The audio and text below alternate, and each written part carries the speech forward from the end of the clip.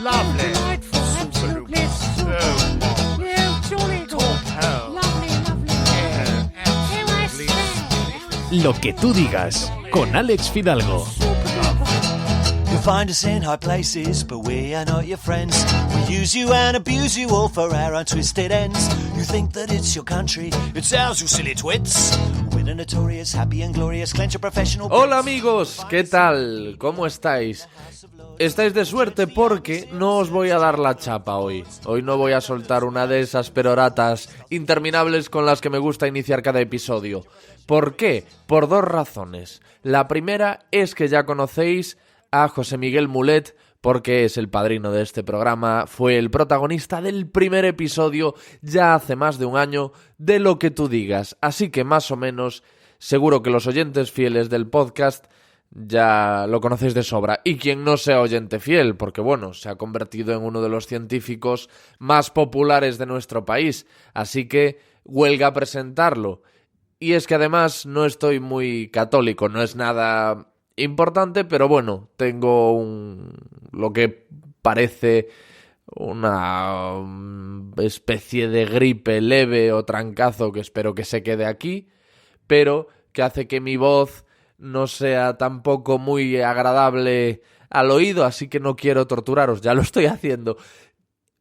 Antes de nada, antes de dejaros ya con esta conversación, este viernes 5 de octubre a las 6 de la tarde estaré en los Teatros Luchana de Madrid haciendo el segundo Lo que tú digas en vivo, con público, dentro del marco de las JPod, de esas jornadas dedicadas al podcasting que organizan unos chavales maravillosos, y estaré grabando un episodio en vivo y con público de Lo que tú digas, en el que el invitado será nada más y nada menos que Santiago Camacho, con el que hablaré de su podcast exitoso Días Extraños, de su trayectoria y de muchas cosas más. Bueno, realmente no sé para qué os digo de qué voy a hablar, porque precisamente en Lo que tú digas, si hay algo que no es seguro, es la temática que voy a tratar con el invitado, porque ya sabéis que esto es según surja la conversación y según se dé la charla. Pero vamos, eso, que este viernes en los Teatros Luchana, dentro del marco de las JPod,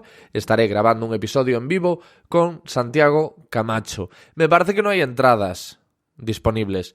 No obstante, podéis intentar contactar a través de las diferentes redes sociales con la organización de las JPod por si quedase alguna libre o supiese de alguien que vende la suya.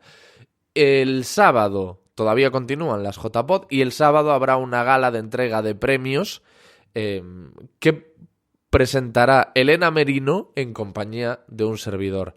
Un lujazo poder hacer algo así, poder presentar una gala tan importante dentro de lo que es el podcasting en España al lado de una grande de este formato como es Elena Merino, la presentadora de Elena en el País de los Horrores. Bueno, al final os estoy dando... Es que soy lo peor, porque al final os estoy dando la chapa igual. Nada, José Miguel Mulet conmigo, charlando acerca de su libro ¿Qué es comer sano?, hablando también sobre transgénicos y hablando sobre muchas cosas más. Allá va, gracias, adiós.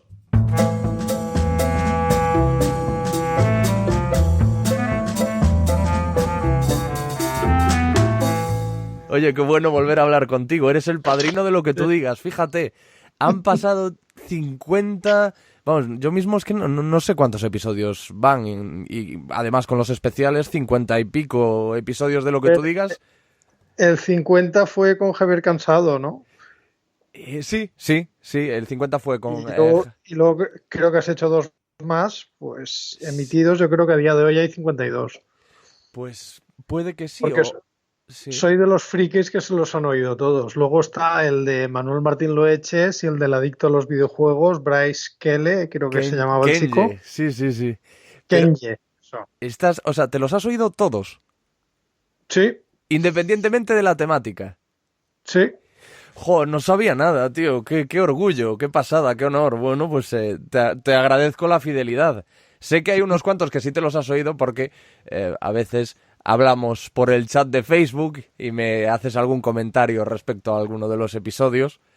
Sí, Pero alguno que me llama la atención especialmente o que hay alguna cosa que quiero comentarte, pero vamos, oírlos me los he oído todos. qué bueno, tío. Fíjate, desde que empezamos a... Desde que grabamos aquel episodio, has sacado 2 libros más, porque Transgénico sin miedo todavía no estaba en la calle cuando lo grabamos, si mal no recuerdo, y en este tiempo, que es un año, has sacado Transgénico sin miedo y que es Comer Sano, que por cierto, me gustaría que precisamente como esos son los 2 libros que en este margen de tiempo han visto la luz, tratar un poco esos 2 temas, que sean un poco los 2 temas centrales de nuestra conversación y Vale, perfecto. y que sepas que es Comer Sano, que me lo mandó la Editorial Destino, muchísimas gracias a Editorial Destino y a ti, por supuesto, me lo merendé en una tarde. Está pensado para eso, está escrito así con toda la idea. Es que empecé y cuando me di cuenta me lo había acabado. O sea, pero en 2 patadas. Engancha un montón, es súper fácil de leer. Bueno, como te comenté ya en el primer episodio, tienes un estilo a la hora de escribir que es súper ameno y súper digerible. Y me lo pasé como un enano leyendo que es Comer Sano. Ya, a ver, este libro está pensado un poco para el gran público, está pensado para cualquiera. Transgénico sin miedo, digamos que era un poco más de divulgación científica y un poco menos de libro general. Pero como Transgénico sin miedo me había salido un poco técnico, y la editorial ya me lo dijo, que era un libro muy de nicho de mercado, de gente que le interesara la ciencia, pues me apetecía escribir una cosa más para todo el mundo. Uh-huh. Bueno, y en este tiempo te has convertido en colaborador de Hoy por Hoy, de ¿Sí? uno de los, de quizá el programa más importante de la radio española a nivel de audiencia. Yo sospecho que es gracias a tu participación en Lo que tú digas. No lo sé, pero... Sí, yo estoy seguro que es eso también. ¿Cuántas entrevistas has hecho en este tiempo? Es muy fastidioso. Tío, de verdad, es acojonante. No las he contado, pero si te sirve de guía, esta semana última he hecho unas 10. Tío, pero es acojonante. Y no te estoy exagerando. Y no te estoy exagerando nada. No, Pero no. nada. No, pero si cada día... De hecho, si te sirve, mira, estuve hasta el jueves a las 12 de la noche en Radio María, que no había estado nunca antes. Cuando leí ese tuit en el que anunciabas que estarías en Radio María contestando a preguntas de los oyentes, yo que soy sabedor de tu manejo de la ironía y la chanza, digo, a lo mejor está de coña, ¿sabes? Digo, no lo sé. No estaba de coña, era real. Oye, por cierto, ni te imaginas la de oyentes que tiene, porque a ver, a veces he estado en programas que no abren el micro porque saben que no llama nadie. Allí abrieron el micro y empezó a llamar gente, pero vamos, desatada a la hora aquella. A mí, a ver, me hizo mucha gracia porque yo me sentía un poco como el hablar por hablar. En algún momento me apetecía decir, ¿de qué hablamos, Lourdes? Dime. Cuéntame, Lourdes, ¿qué te acontece? Sí. O sea, te lo pasaste como un enano al final, ¿no? Sí, a ver, fue muy agradable. A ver, yo he estado en entrevistas en todo el espectro ideológico. Igual he estado en carne cruda que estaba con Federico Jiménez Los Santos. Y he de decir que todos los periodistas, sean del palo que sean, en general me han tratado siempre muy bien. Entonces yo no le hago ascos a ninguna entrevista de ningún medio, ni tengo por qué. A ver, cada uno tiene su ideología, pero a mí me llaman siempre o para hablar de ciencia o para hablar de mis libros y para eso nunca he tenido ningún problema.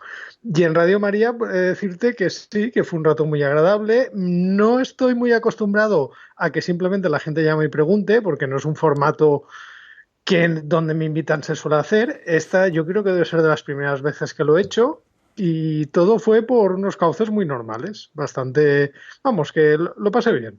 Sí, es que no tenía ni idea de que en Radio María hubiese contenidos de ese tipo, en plan, pues vamos a hablar de ciencia, de hecho, parece como que no encaja mucho, ¿no? El programa se llama Encuentros con la Ciencia y ya te digo, lo hacen los jueves de 12 de la noche a 2 de la madrugada. Qué bueno, qué bueno. Pero ya te digo, yo sobre todo eso, alucino con...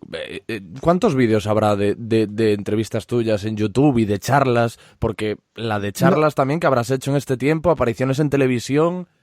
No los he contado. Charlas este año han bajado un poco, pero han bajado porque ya no doy abasto.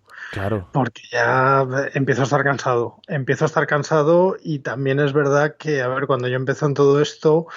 Era un momento muy malo a nivel de financiación del laboratorio, en el que me quedé 2 años sin financiación y el laboratorio se me vació. Ahora, por suerte, estoy en un proyecto nacional, he pedido varios proyectos más y entonces el laboratorio me demanda más y no hay que olvidar que es mi principal trabajo.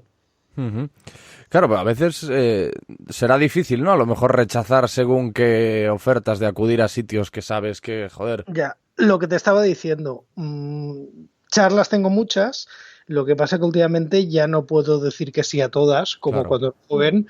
Primera, porque es que ya muchas coinciden el mismo día o la misma semana. Es decir, no puedo estar un día en Zaragoza y el día siguiente en Cádiz, porque es que básicamente no hay combinaciones.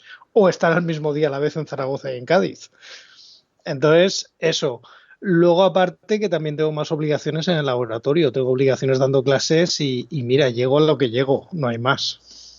¿Y cómo van tus investigaciones? ¿Has desarrollado ya plantas que soporten el frío y la sequía, que era un poco a lo que estabas dedicado en el laboratorio, ¿no? A ver, la verdad que este año está yendo bastante bien. Tú sabes que lo bueno que es un científico es lo que publica. Sí. Lo que publica en lo que se llaman revistas de peer review, de estas Papers, que ¿no? son papers, exacto, de estas Ajá. que son revisadas por pares y tal. Ahora mismo tengo 4 enviados, o sea que está siendo un año bastante bueno. Falta ver que los acepten o no. Bueno, de esos 4 hay uno que está en minor revision. Minor revisor quiere decir que les ha gustado, que bien, pero que corrijas alguna cosa y que posiblemente te lo acepten. Posiblemente, estoy esperando a que sea seguro y justamente ese está en una revista bastante buena. Justamente ese paper va de una proteína que identificamos hace tiempo. De hecho, es un proyecto a muy largo plazo porque no teníamos financiación y lo hemos ido sacando como hemos podido, que cuando hemos hecho plantas transgénicas nos da tolerancia a frío. Lo que pasa que, claro, quieres decir, es que ya has solucionado lo del frío. Ojalá. El proyecto está hecho no en plantas de cultivo, sino en una planta que se llama Arabidopsis thaliana, que es como la planta modelo, sería el equivalente a los ratones que utiliza la gente que estudia fármacos. Entonces, en una planta modelo está funcionando. Faltaría ver si luego en una planta de cultivo funciona. Y si funciona igual de bien que en la planta modelo. Pero bueno, de momento el paper que nos ha salido, si nos lo aceptan, ya vamos a estar muy contentos. ¿Sabes que próximamente, no sé aún cuándo, protagonizará un episodio Carlos Magdalena, que es conocido como el Mesías de las plantas? Yo no sé si sabes quién es. Sí, sé quién es. Leí un reportaje muy chulo que salió en el país semanal sobre él, que es de estos que se van a buscar plantas raras en sitios recónditos del mundo y todo esto. Es un auténtico loco de las plantas. Yo me estoy leyendo su libro y habla de ellas con una pasión, con un... es brutal y de hecho, bueno, descubres un montón de cosas que no te imaginabas, bueno, sobre... que se parece más a nosotros de lo que creemos las plantas, ¿no? Que están más vivas de lo que creemos. He de reconocerte que yo de plantas, si entendemos por plantas botánica, sé bastante poco. Sé bastante poco por un tema de que yo estudié química. Yo no, todo lo que sé de botánica o de fisiología vegetal lo he tenido que aprender luego. Pero también es verdad que yo trabajo a nivel molecular. Es decir, la gente que estudia el campo en el que estudio yo, no nos interesa clasificar plantas ni tener muchas plantas diferentes, sino que nos centramos en una o en unas pocas y lo que nos interesa es estudiar sus genes. Entonces, yo te puedo decir más de genes de una planta que de muchas plantas diferentes. Sí, él es como más sociólogo, ¿no? Y tú eres más, pues yo qué sé, un neurólogo, un genetista. Sí, digamos que él es más de bota o de campo y yo soy más de bata, de laboratorio. Bueno, pues hablamos ahora de transgénicos. Te pido disculpas porque, claro, es que el problema contigo es que cualquier camino que se transite contigo en una conversación para ti va a ser reandar algo que has andado 400.000 veces. Es que es inevitable. Bueno, es inevitable. no te preocupes. Estoy acostumbrado.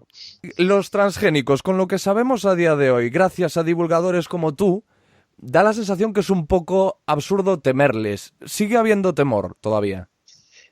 Cada vez menos. Y de hecho, te puedo decir una cosa muy obvia. Yo he hablado mucho de transgénicos en charlas, he hablado mucho de transgénicos en redes sociales y tal, pero nunca había escrito un libro de transgénicos Porque la editorial pensaba que no era un tema de interés general, que no era un tema que pudiera captar al público. Piensa que una editorial, al fin de cuentas, lo que tiene que hacer es vender libros. Al final, después de mucho insistir, después de mucho intentarlo, lo escribí. El libro yo me quedé muy contento y las críticas han sido muy buenas, pero a nivel económico o a nivel comercial es el libro que menos se ha vendido y es el libro creo que menos debate y menos entrevistas ha creado. Y yo creo que el motivo es muy obvio, es que ya es un tema que a la gente ha dejado de interesarle hace tiempo. Es decir, la polémica que hubo yo creo que se está acabando. ¿Por qué? Pues primero, los primeros que quieren que se acabe yo creo que son los propios grupos ecologistas, porque llevan 20 años anunciando el apocalipsis no llega, no ha habido ningún problema y si ves cualquier indicador de superficie cultivada con transgénicos, variedades con transgénicos disponibles, importaciones, consumo de transgénicos, se ha visto que en 20 años van hacia arriba. Es decir, que ellos llevan 20 años diciendo que hay que prohibirlos, pero sin embargo los agricultores y los consumidores cada vez los utilizan más.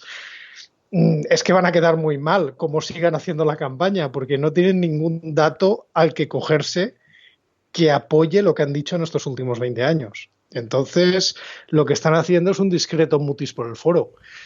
Y no es que yo te lo diga porque quiero decírtelo, es que hay incluso artículos hechos donde siguen un poco la información que han dado las diferentes organizaciones ecologistas sobre este tema y cada vez hablan menos y cada vez les interesa menos. Tienes a la propia Greenpeace, que ahora está hablando de abejas y de plásticos, de transgénicos ya prácticamente, salvo que salga una noticia, ya no tocan el tema.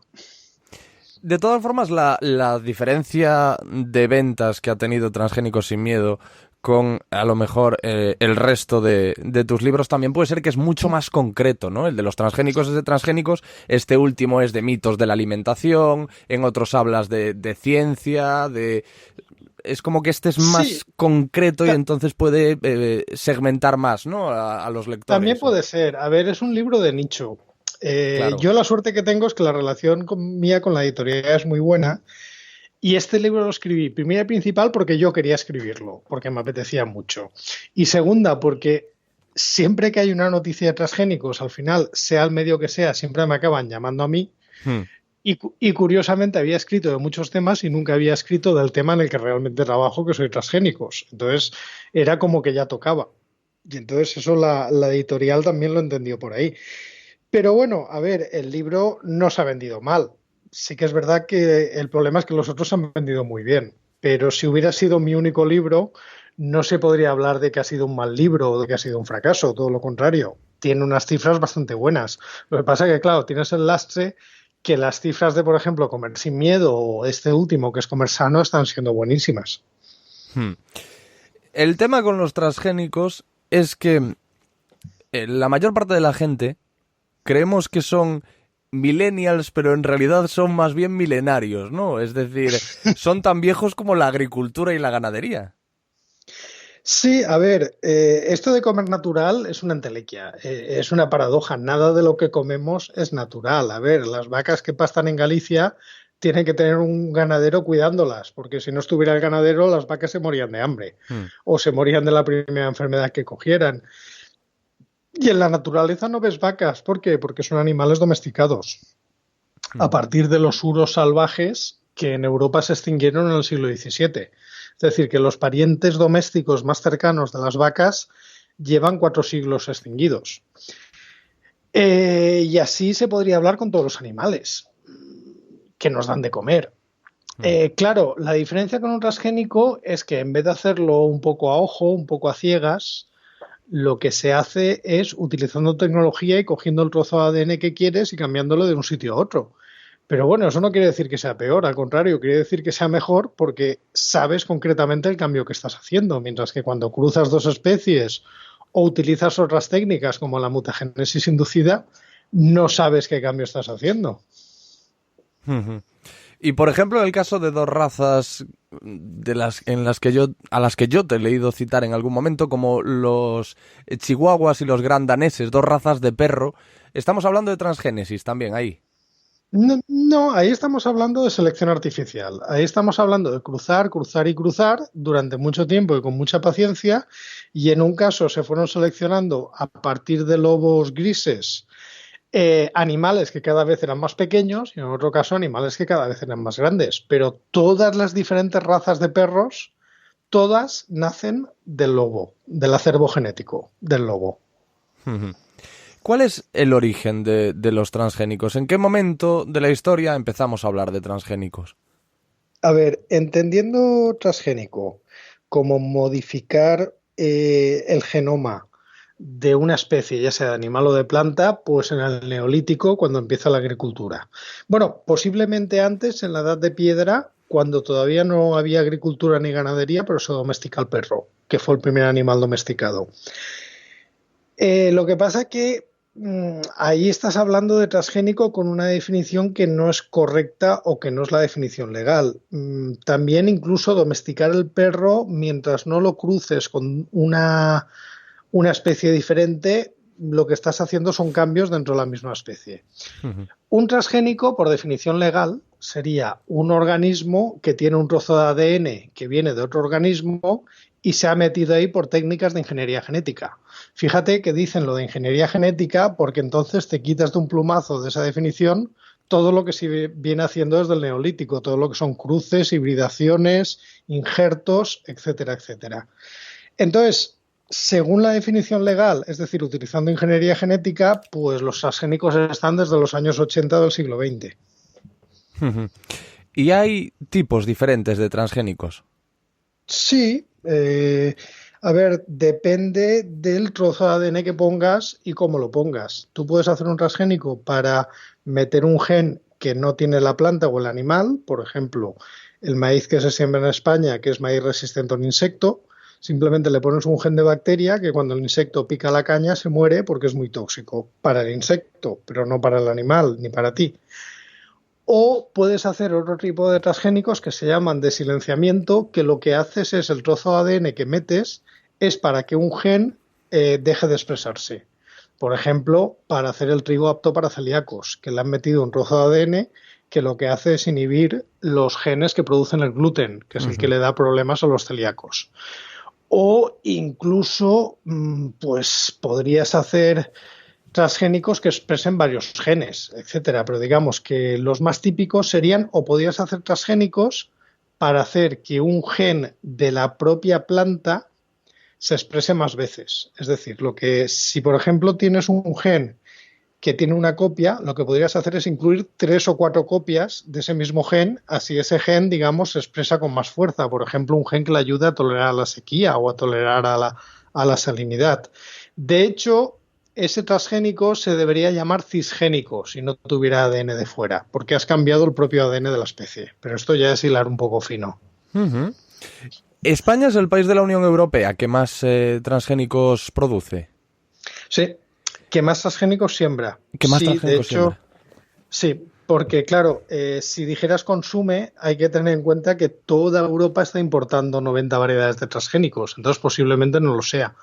Pero sí que es el país que más superficie tiene sembrada con transgénicos. Bueno, de hecho, solamente hay una variedad, que es el maíz MON 810, que es el resistente a insectos. ¿Y por qué es España? ¿Qué características tiene España o por qué aquí hay más siembra de ese tipo de transgénico? Pues hay una básica que es de utilidad y de necesidad. En España hay varias zonas, pero principalmente el Valle del Ebro, que están continuamente atacadas por una plaga que se llama el taladro. El taladro es un insecto que destroza las cosechas de maíz. Entonces, como la variedad transgénica autorizada en Europa lo que da es resistencia al taladro, por eso en España se siembra tanto. En el norte de Europa perfectamente pueden prescindir de este maíz porque no tienen taladro. De hecho, dentro de España, en la cornisa cantábrica, en Galicia, se siembra 0 maíz transgénico porque por el clima allí no hay taladro. De hecho, una vez tuve una discusión muy divertida por Twitter. Una chica gallega me decía que en Galicia los jabalíes rechazaban el maíz transgénico, pero en cambio se comían el ecológico y el que no era transgénico. Y yo dije, bueno, qué maravilla, porque tú creo que no has visto nunca un jabalí con hambre. Porque no es que sea un gourmet. Claro, no es la raza, o sea, no es la especie más selectiva, ¿no? La especie animal más... Esa es la primera. La segunda, por favor, quiero que me traigas un jabalí de esos. Y te digo por qué. A ver, un análisis como los que tengo que hacer yo en el laboratorio para saber si una planta es transgénica o no, o como los que hacen en la frontera cada vez que llega una partida de comida para ver si es transgénica o no, eso cuesta dinero. Y es trabajo, y cuesta trabajo. Si resulta que el jabalí sabe cuál es transgénico y cuál no, porque los va separando, hostia, con 2 jabalíes de esos nos ahorramos una pasta en análisis. Es decir, yo quiero ese jabalí. Por favor, sería súper útil. Un jabalí que fuera diciendo, mira, como cuando vas buscando trufas con un cerdo, lo mismo. Que dijera, mira, este es transgénico, este no. Genial. Y luego ya al final me aseguró que sí, que se lo habían contado y era en la zona de Finisterre. Y al final ya le puse los datos del Ministerio de Agricultura de siembra de transgénicos por comunidades autónomas y en Galicia había un enorme y rotundo 0. Porque prácticamente toda la siembra está concentrada en Aragón y en Cataluña. Oh, que sepas que ese jabalí está en mi zona, ¿eh? O sea, que puedo... Sí. Oye, no, sí, que es la zona donde veraneo yo también. O sea que si lo pillo me lo llevo. Mira que me sorprende a mí eso de que hayas discutido con alguien en Twitter. No eres tú muy dado a eso. Qué raro, ¿no? ¿Verdad? Sí, sí. Yo es que soy tan políticamente correcto, nunca me meto en broncas. O sea, a ti de toda la vida te gustó eso. Siempre has sido proclive a la confrontación. A la confrontación dialéctica sí, a la física no, porque no tengo media hostia. A ver, ¿para qué nos vamos a engañar? Físicamente tengo poco que aportar. ¿Te has peleado alguna vez? Pero físicamente. Me han cascado alguna vez en el colegio. Pues a ver, en el colegio. Porque hay gente a la que tú a lo mejor quieres retar dialécticamente y opta a lo mejor él por otra vía, ¿no? A ver, yo cuando era pequeño lo del bullying no existía, pero a ver, gordito con gafas en pollón, ¿qué quieres? ¿Qué quieres? Lo del bullying no existía, lo dices irónicamente, ¿no? Porque vamos. Exacto. Entonces, bueno, digamos que alguna mala experiencia en mi infancia he tenido, pero nada que valga la pena recordar. Y sí, y discusiones dialécticas, bueno, depende del tema, depende del día que tengo, depende de las ganas, pero bueno, sí, en el fondo lo de los debates siempre me ha parecido interesante. ¿Y le buscabas las cosquillas a los profesores también? Ay, alguna vez, he de admitir que alguna vez lo he hecho. A ver, cuando veía algo que era manifiestamente erróneo, pues hombre, intentaba educadamente, en la forma que podías decirlo. Sí. No sé, me lo imagino. Es que yo, por ejemplo, a mí no me gusta discutir. Realmente yo lo paso mal. Y envidio a la gente que sí, porque eso al fin y al cabo para... Dime. No, te decía que envidio a la gente que se presta a la discusión o que le gusta la discusión porque eso implica una seguridad muy importante en uno mismo. Bueno, yo cuando discuto con alguien intento que todo lo que diga sea verdad, y si discuto con alguien es porque creo que está metiendo la pata o porque hay algo que dice que manifiestamente no es cierto. Si luego resulta que estoy equivocado soy yo o que me he liado, pues no me cuesta nada disculparme porque, a ver, he metido la pata muchas veces, ¿para qué lo vamos a negar? Y luego hay otra cosa, la gente se apasiona mucho, la gente se pone muy bronca y tal. Yo tengo la suerte de ser muy tranquilo. Yo realmente, a veces puedo contestar de forma más vehemente, a veces de forma más agresiva, a veces más cortante, pero realmente nunca me tomo una discusión y más por Twitter, nunca en serio. Y luego dejo el móvil y a los 5 segundos se me ha olvidado.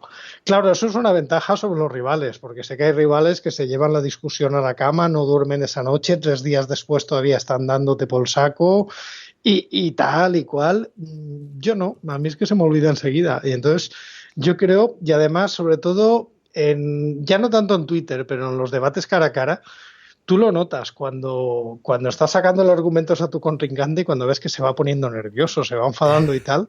Que te vea a ti tranquilo, yo creo que le pone más nervioso todavía y le cabrea más todavía. Pero mira, tengo la suerte de ser muy tranquilo, ¿qué le vamos a hacer? Eso es lo que te iba a decir. Yo creo que esa es el arma mortal en toda discusión. Ser capaz de mantener la calma y la tranquilidad. Yo hay un personaje al que he citado en numerosas ocasiones en el podcast, porque es un tío al que admiro mucho y al que sigo prácticamente todo lo que hace, que es el psicólogo clínico Jordan Peterson. Tú que dices haber oído todos los episodios, seguramente podrás recordar en alguna ocasión en la que lo he mencionado. Y ha tenido un montón porque es un tío con unas posiciones controvertidas, yo creo que porque la gente lo malinterpreta, porque normalmente lo que dice tiene mucho sentido, pero bueno, que tiene algunas posiciones muy controvertidas y lo llevan a discutir a diversos platós de televisión o en charlas, y él siempre mantiene la calma, y en más de una entrevista le he oído hablar que claro, que sus mejores discusiones son esas en las que es capaz de mantener la calma completamente, porque alguna vez sí que se le ha ido un poco de las manos, porque caray, es muy difícil. No es solo que tú seas tranquilo, como dices que eres, sino que ver que la otra persona se pone agresiva y mantener el tipo. Sí, normalmente lo hago así. Sí que es verdad que a veces subo un poco el tono o por Twitter utilizo un vocabulario más cortante, pero ya te digo que está todo más o menos bajo control. Es decir, a veces el día que no tengo ganas de discutir, a la primera suelto una cosa cortante o directamente silencio y oye, que igual ese día estoy haciendo algo en el laboratorio y no tengo tiempo para perderlo. Y no me preocupo. O si alguien, por ejemplo, me insulta, directamente no contesto. Ya bloqueo y punto. Ya está. Y yo no tengo ningún cargo de conciencia por bloquear a alguien. Que en Twitter estás porque quieres y haces lo que quieres. A ver si me entiendes. Y en las discusiones cara a cara o en los debates sí que intento estar tranquilo. Y primera porque me nace estarlo. Segunda porque tal. En algún momento sí que igual levantas un poco el tono de voz o tienes otro tal. Pero ya te digo que la mitad de las veces es más pose que realmente lo necesito. A ver, como todos alguna vez habré perdido los nervios y alguna vez habré hecho algo inapropiado. Pero yo creo que han sido pocas veces. Después de lo bien que aguantaste en aquel momento ya mítico televisivo con Mercedes Milá, o sea, después de lo bien que capeaste el temporal en aquel momento, veo muy complicado que pierdas los papeles jamás. Además, ni siquiera se te veía nervioso. Ya lo hablamos esto en el primer episodio, pero... Sí, a ver, nunca digas de esta agua no beberé, pero bueno, yo objetivamente estoy tranquilo, porque pienso que lo piensas en frío y es lo mejor. Y además el cerebro te funciona mejor estando en frío que estando en caliente. ¿Alguna vez he perdido los nervios? Pues sí, como todo. Si alguna vez me he enfadado mucho, nunca ha sido dentro de cámara, por suerte. ¿Alguna vez puedo hacer algo inapropiado en un plato de televisión o en alguna entrevista? Pues quizás, no lo sé. De momento no he llegado nunca y espero que no llegue, pero no sé lo que pasará en el futuro. ¿Y sigues notando la misma hostilidad por parte de los grupos antitransgénicos o de la gente que está en contra de las cosas que dices? En nuestra primera charla hablamos de no sé si un problema, pero una polémica que tuviste en Argentina, una mujer que decía que le habías enviado a unos machacas a agredirla o a prenderle fuego a su casa, o no sé cuál era la historia. Sí, bueno, sí, la Sofía Gática. A ver, Sofía Gática había montado... fui a dar una conferencia en la Universidad de Córdoba. La conferencia empezaron a llegarme amenazas de muerte muy serias por vía redes sociales. La gente que estaba organizando la conferencia vio que habían llegado ya directamente piquetes que iban a pegar a la gente y dijeron que por seguridad que no fuera a la charla. Y acabaron directamente pegando y agrediendo a la gente que había ido a escucharme. Y al final no pude hablar en la Universidad de Córdoba, la de Argentina. Sí. Luego, cuando esto se grabó, se subió a redes sociales y se vio que habían hecho el ridículo más absoluto, pues ella dijo que la habían agredido, que le habían intentado quemar la casa, pero que era todo mentira. Es decir, era una patética mentira porque salieron los bomberos diciendo que no habían tenido ninguna denuncia ni habían hecho ninguna salida esta noche. Lo que pasa es que esta estrategia en esta señora es bastante típica. Esta siempre está diciendo que la están agrediendo, que la están acosando, pero al final lo único que hace es meter la mano en la caja. Y esto también lo digo porque poco tiempo después... Manu Chao hizo una donación importante para la causa porque estaban haciendo un bloqueo para que no crearan una fábrica de semillas de Monsanto en la zona, en la provincia de Córdoba, y acabaron peleándose porque el dinero de la donación parece ser que desapareció misteriosamente. Vamos, no me estoy inventando nada, esto salió en prensa. Y así quedó la cosa. Bueno, esta señora luego se presentó en las elecciones al poco tiempo y tampoco sacó unos resultados demasiado reseñables. Y bueno, ya se me ha olvidado. Pero aparte de ese momento puntual, respecto a las organizaciones ecologistas, yo creo que ya lo que siento es una profunda indiferencia, directamente, más que indiferencia, prefieren ignorarme. Porque cuando hemos tenido debates, o incluso alguna vez por Twitter, pues la cosa ha quedado bastante contraria a sus intereses. Entonces prefieren directamente evitarme. Y no recibes ya amenazas ni nada, porque es que en su momento tú habías comentado que bueno, que te preocupaba un poco ciertas cosas que te decían o eso, o alguna por tu familia.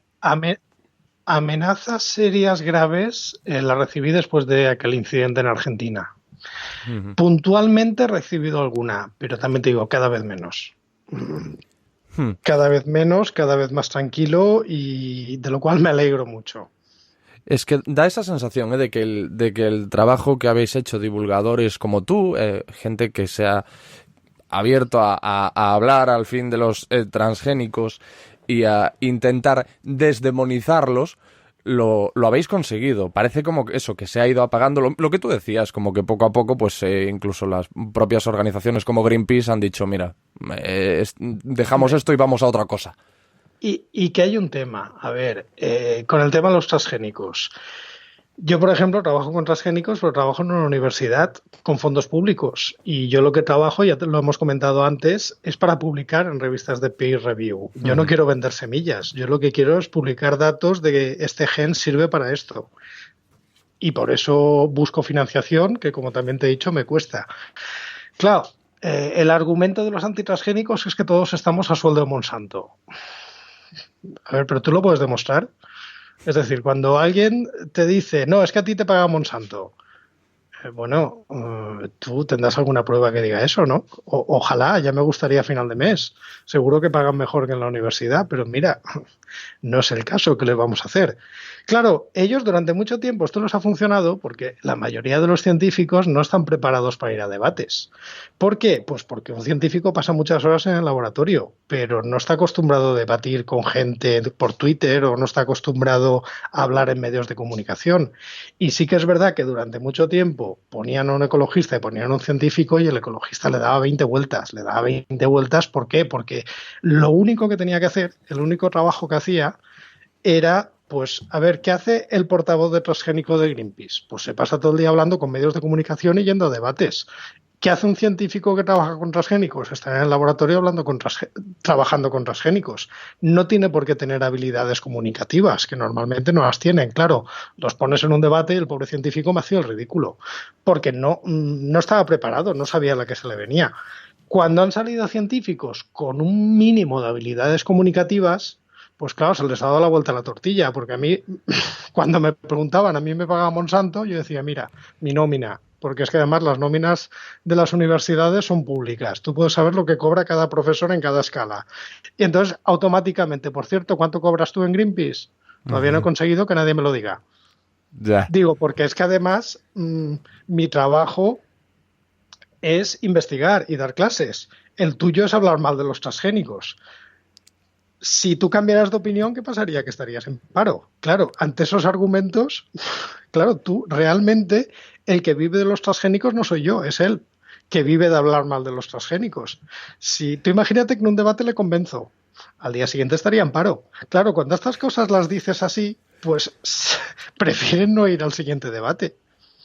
Oye, pero deberían pagarte ya. Alguna empresa, no sé si Monsanto, pero alguna empresa debería pagarte por la labor que has hecho hasta ahora de pro transgénicos.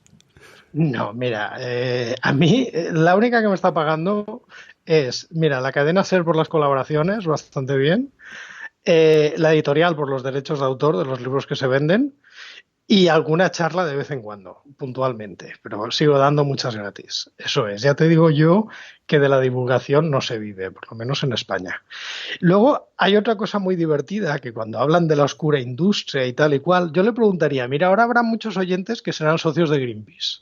Yo les preguntaría a ver si saben cuánto cobran los directivos de Greenpeace y cada cuándo votan para elegirlos. Son dos preguntas muy sencillas. A ver si alguien consigo que me las conteste. ¿Cada cuándo votan los socios de base? Pues quien tenga respuestas en Twitter, @JMMulet, ¿no? JM Y si no, que lo dejen como comentario del podcast. Me vale igual. Vale, muy bien. Pues quedan hechas esas preguntas. Tienen razón. Dime. A mí me gustaría saber cuánto cobraba López Duralde cuando era director de Greenpeace y por qué estuvo tanto tiempo, cuántas elecciones ganó. Es una cosa que nunca nadie me la ha sabido contestar. Y se lo has preguntado, ¿no? A ellos. Uf, un montón de veces, pero en el momento en que sacas el tema, la discusión en Twitter se ha acabado. Tú, haces la prueba. Cuando tú le preguntas a alguien de Greenpeace cuánto cobras, automáticamente, ¡pum!, te limpian el TL. Desaparecen. Como alma que lleva el diablo. Como si hubieran visto la Santa Compañía igual. Oye, pero ¿y tienen razón en algo los detractores de los transgénicos? ¿Algo de lo que hemos oído negativo acerca de los transgénicos es real, es verdadero? A ver, las organizaciones ecologistas han hecho campañas, muchas que tenían mucha base y mucho sentido y mucho motivo, y otras que no tanto. La campaña de los transgénicos, siendo muy generoso, quizás tuviera algún sentido hace 20 o 30 años, más que nada porque era una tecnología muy nueva y quizás había mucha incertidumbre. Hoy en día, nada de lo que han dicho tú puedes tirar de hemeroteca, es cierto ni se ha cumplido. Es una tecnología mucho más segura que otras tecnologías. Y luego, aparte de esa campaña, que encima en paralelo han hecho una de apoyo a la agricultura ecológica, que es la que más problemas sanitarios ha dado, pues yo creo que las noticias cantan por sí solas. Sí, porque realmente no hay una sola noticia, ¿no? No hay una sola constatación de que los transgénicos... Es decir, a lo mejor hay otras cosas que todavía son debatibles acerca de los transgénicos, pero realmente que hacen daño... No hay... No, a ver, han tenido que ir cambiándola. Si tú lees lo que decías hace 20 años, básicamente lo que te decían es que producían cáncer, que eran tóxicos y tal. Luego han tenido que ir cambiando por el tema de las patentes de las grandes empresas y los desequilibrios sociales. Es decir, ahora que los transgénicos son perjudiciales ya no se lo creen ni ellos. Pero es que, claro, y luego hay otra cosa que es la hipocresía y la doble moral, porque solamente han centrado la campaña en los transgénicos agrícolas.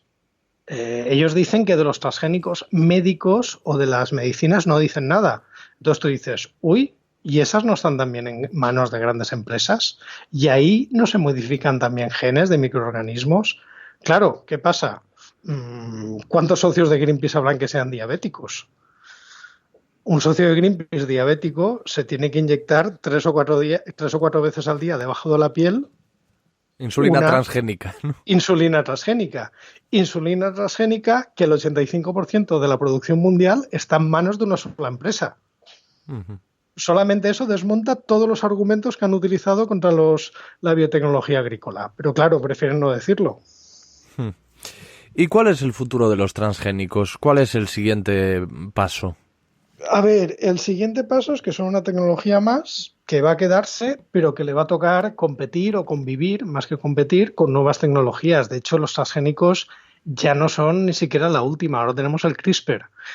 El CRISPR-Cas9, para que nos entendamos y que lo entiendan los oyentes de forma fácil, si un transgénico es coger un trozo de ADN de un sitio y ponerlo en otro, sería como hacer un copy-paste de un texto a otro cuando estás trabajando con el procesador de textos. Pues un CRISPR sería como que estás escribiendo algo, ves que te has equivocado, metes el cursor donde te has equivocado y corriges. Claro, ¿cuál es la diferencia? Que has corregido, has editado el propio texto. No has traído nada de un texto de fuera. Uh-huh. Entonces, digamos que el CRISPR lo que te permite es cambiar el propio ADN del organismo sin poner nada de fuera. Esto tiene dos ventajas. Primera, por definición legal, no es un transgénico, porque la definición de transgénico habla explícitamente de ADN de fuera. Entonces, aquí no hay ADN de fuera, no puedes decir que es un transgénico. Y esto es un dictamen que ha dado... Bueno, esto es en lo que se basa la ley en Estados Unidos y en Europa, aunque la ley todavía no está implementada, porque aquí somos muy lentos, parece ser que va a ir por ahí, o por lo menos ya tenemos un dictamen del Consejo Jurídico Consultivo que dice que no puede ser considerado un transgénico. Pero es que además tiene otra cosa más peculiar, y es que a día de hoy no hay ninguna tecnología que permita detectarlo. Entonces, el CRISPR es indetectable. Tú haces una variedad por CRISPR y no tienes forma de saber si la has hecho por CRISPR o por alguna de las tecnologías antiguas. Entonces, yo creo que a buen entendedor. Igual esto que te voy a preguntar es una estupidez, pero esto ¿tiene aplicación en el ser humano? Me refiero Sí. a nivel sanitario. Sí, claro, y los transgénicos también. ¿Tú te acuerdas cuando se hablaba hace 20 años de terapia génica? Ujú. La palabra terapia génica no te suena haberlo oído. Lo que pasa es que ahora ya no se oye tanto, pero hubo un momento en que se oía mucho. La terapia génica básicamente consistía en hacer humanos transgénicos. Es decir, tú tenías una enfermedad genética porque te fallaba algún gen, la terapia consistía en ponerte el gen que te fallaba. Es una terapia de la que se ha hablado mucho, pero los resultados han sido bastante limitados por una serie de problemas. Bueno, pues con CRISPR también se está intentando utilizar esta herramienta para corregir los defectos en casos de enfermedades genéticas. Claro, a eso me refería. Mm. Y tenemos una fecha ya para que esto sea una realidad. Es muy complicado, te digo porque cuando tú haces una planta transgénica no te calientas la cabeza en el sentido de que tú tienes, depende de la técnica que utilices, pero por ejemplo una técnica para hacer plantas transgénicas directamente donde metes el transgén es en los embriones, en la flor, que es donde está el polen y los óvulos de la planta. Digamos que estás directamente transformando células germinales. En humanos esto no puedes hacerlo por un tema ético. Claro. Tú no puedes modificar las células germinales por ningún tipo de método, porque entonces estarías ya modificando humanos, digamos que no han nacido. Tú las técnicas genéticas en humanos las tienes que hacer en gente que ya ha crecido, en lo que se llaman células somáticas. Y claro, hacer esto en células somáticas es bastante complicado, porque ¿cómo hacer que eso llegue a todas las células que les hace falta? ¿Cómo hacer que luego las células no cambien el patrón de crecimiento y crezcan como no tienen que crecer? Claro, esto tiene una serie de condicionantes que los que trabajamos con plantas o los que trabajan con ratones no tienen. Pero claro, trabajar con material humano, ahí tienes unas implicaciones éticas que en otro tipo de material no tienes. Es que en el episodio con Juan Dual, que es un chico que padece poliposis, si mal no recuerdo el nombre, es poliposis adenomatosa. Es el que decía que era el hombre vacío, ¿no? Sí, el que está vacío por dentro porque no tiene estómago, ni colon, ni... Pero que hacía carreras de bicicleta y cosas de estas. Eso es, y tenía una forma súper positiva de ver la vida. Bueno, pues ¿Ves cómo sí que los he oído todos? Sí señor, muy bien. Pues él tiene una... No sé si es una condición genética heredada, que la tiene prácticamente toda su familia o sus familiares cercanos, que produce unas enfermedades muy graves, enfermedades, que tiene un 98% de posibilidades de padecer diversos cánceres. Y entonces, claro, yo hablaba con él de si el día de mañana se planteaba tener hijos y le comentaba que había escuchado algo acerca de esa posibilidad de editar los genes para que su descendencia no tenga esa condición que él tiene. Y él me decía que eso ya se estaba haciendo. A ver, mira, yo de animales sé muy poco y de humanos menos, pero lo que creo que sí que se puede hacer es fecundación in vitro, hacer óvulos, congelar los óvulos y sobre ese óvulo que has engendrado tú con tu pareja, hacer el CRISPR. Ah, vale. Creo recordar, esto lo pongo entre muchas comillas porque me has pillado así en frío y no me lo he mirado. Entonces creo que no estoy metiendo la pata, pero creo que se puede hacer la terapia preimplantacional, pero eso tiene que ser si haces la fecundación in vitro. Creo. Pero posiblemente eso sí que puede hacerse. Vale. Claro, es que yo lo había oído, pero en mi cabeza era algo como en el futuro se podrá, y él me había sorprendido mucho cuando me había dicho, no, eso se puede hacer ya. Y digo, ostras, pues no, A ver, no tenía ni idea. otra cosa que sí que se hace es selección de embriones. Tú haces fecundación in vitro de varios embriones, haces lo que se llama el diagnóstico preimplantacional Ujú. y miras a ver de esos embriones cuál no tiene la enfermedad. Porque muchas enfermedades genéticas pues tienes igual un 25% de tenerla o un 50% de tenerla. Entonces yo creo que seleccionar el embrión que vas a implantar sí que se puede hacer. Si tienes una enfermedad que es dominante, que sí o sí cualquier hijo que engendres va a tenerla, entonces ahí lo que tendrías que hacer es el CRISPR sobre el embrión que has producido por fecundación in vitro. Vale. Es que fíjate, a mí me daba miedo decírtelo por si era una burrada, pero te iba a preguntar si ese proceso en seres humanos era el CRISPR, si es el CRISPR también. Puede Pero hacerse por CRISPR, hasta sí, yo creo que puede hacerse por CRISPR y anteriormente por terapia génica supongo que también podría hacerse.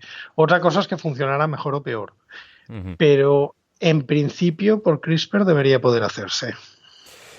Vale, pues si te parece nos vamos a meter ya en harina con qué es comer sano, que como te decía me lo ventilé en tiempo récord y te he mandado una foto de mi mesa esta tarde porque he tenido problemas con el ordenador y no hemos podido grabar porque habíamos quedado para grabar hace unas horas. De hecho, en este momento son las 11 de la noche. Que la gente sepa Sí. que estamos grabando a las 11 de la noche, la amabilidad y la disposición de este caballero.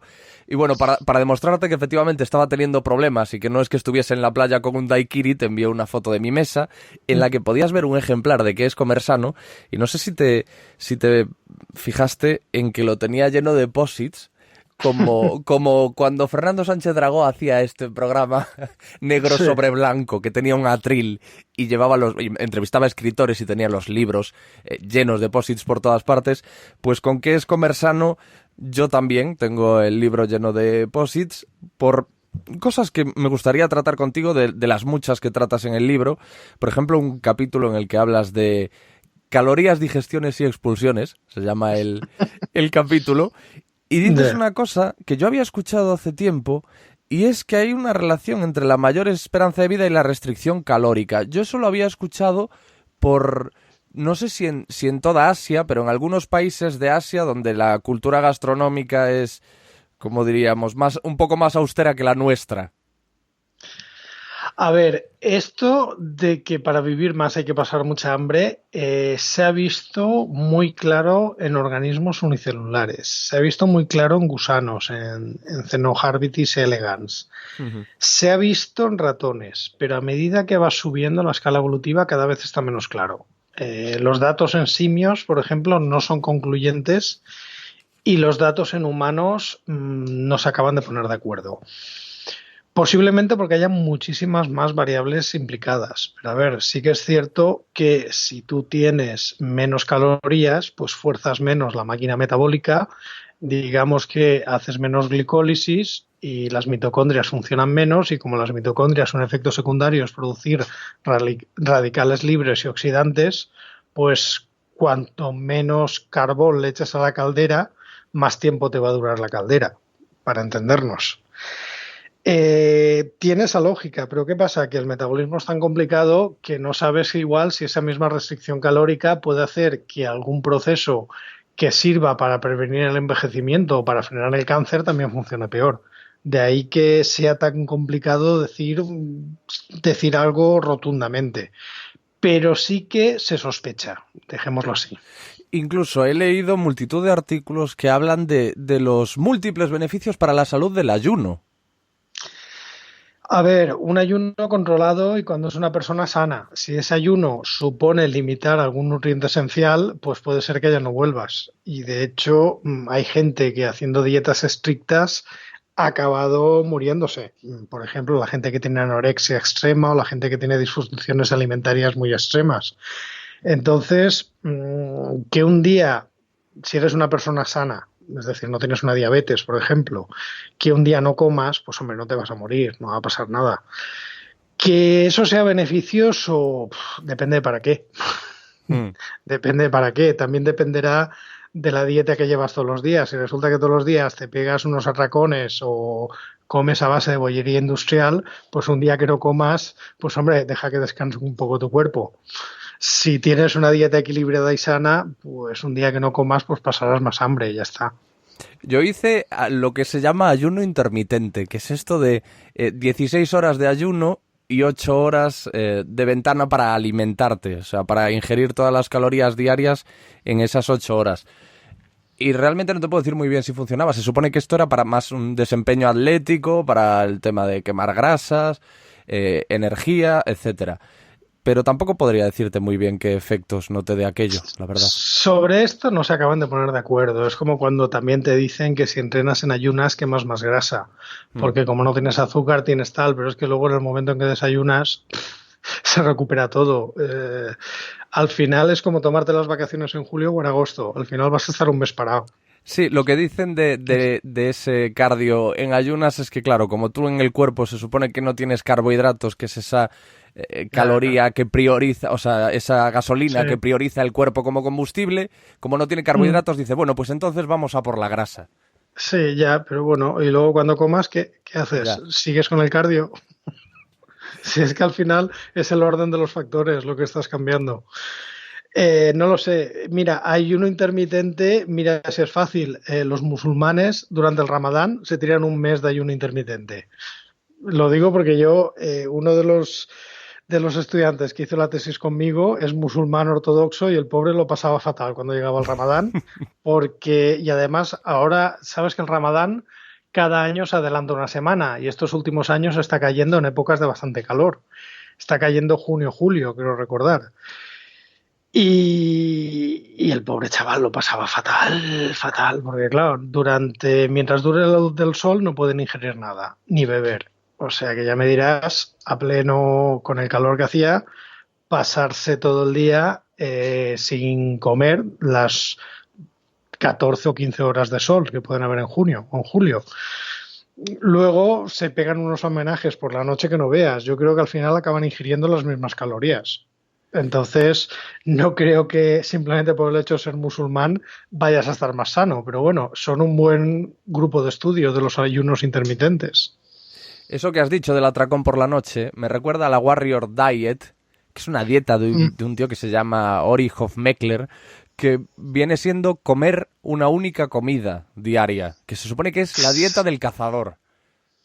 Sí, bueno, la dieta del cazador, la dieta del agricultor, del porque guerrero. vamos, cuando en el campo se trabajaba de sol a sol, también hacían eso muchas veces. A ver, es que ni es buena ni es mala. Los estudios, esto de las 5 comidas al día que se ha dicho siempre, pues parece que no es tanto así. También depende de tu condición física. Sí que es verdad que los picos de insulina, pues si tienes diabetes y tal, quizás sea mejor que distribuyas las comidas, pero partiendo de una persona que esté sana, yo quiero recordar que una vez creo que lo comenté con Aitor Sánchez, que es mi dieta cogea, y me comentó que los estudios decían que podías estar perfectamente sano comiendo una vez al día que comiendo 5. Lo importante es lo que comas. Es decir, si durante esa vez al día comes lo mismo que si lo comieras en 5 veces, bien, el problema es que esa vez al día te des un homenaje y comas el doble o el triple de lo que deberías. Bueno, en este punto en concreto no te enfrentas a un gremio muy peligroso, pero sí en otro que tratas más adelante, y hablo del gremio de las madres, al que en diversos momentos pones en tela de juicio, por ejemplo, cuando hablas de la digestión. Lo de no te bañes en las próximas 2 horas después de comer porque se te puede cortar la digestión. Eso ya lo echas por tierra. A ver, no lo echo por tierra, lo explico. Realmente tiene una base real, pero hay que matizarlo. Cuando tú acabas de comer, pues tienes una acumulación de sangre en lo que es el canal digestivo, pues porque el estómago está bombeando protones para hacer el medio ácido y luego el intestino está absorbiendo nutrientes. Claro, ¿qué pasa si te metes en el agua de golpe y está muy fría? Cuando tú tienes un cambio de temperatura muy brusco, el cuerpo lo que hace es tratar de recuperar ese calor y una forma es aumentar el flujo, la circulación sanguínea, sobre todo por la zona de fuera, para tratar de distribuir el calor de dentro hacia afuera. Claro, si tienes la sangre concentrada en la zona del, digamos, del canal digestivo y de repente empiezas a bombear sangre hacia afuera, pues se puede producir un desmayo, se puede producir un bajón de tensión por este cambio brusco. Si además ese desmayo se produce y estás debajo del agua o en el agua, te puedes ahogar. Lo mismo, aunque no haya cambio de temperatura, si te vas a una zona de corriente que te obliga a nadar mucho o a nadar con mucha fuerza.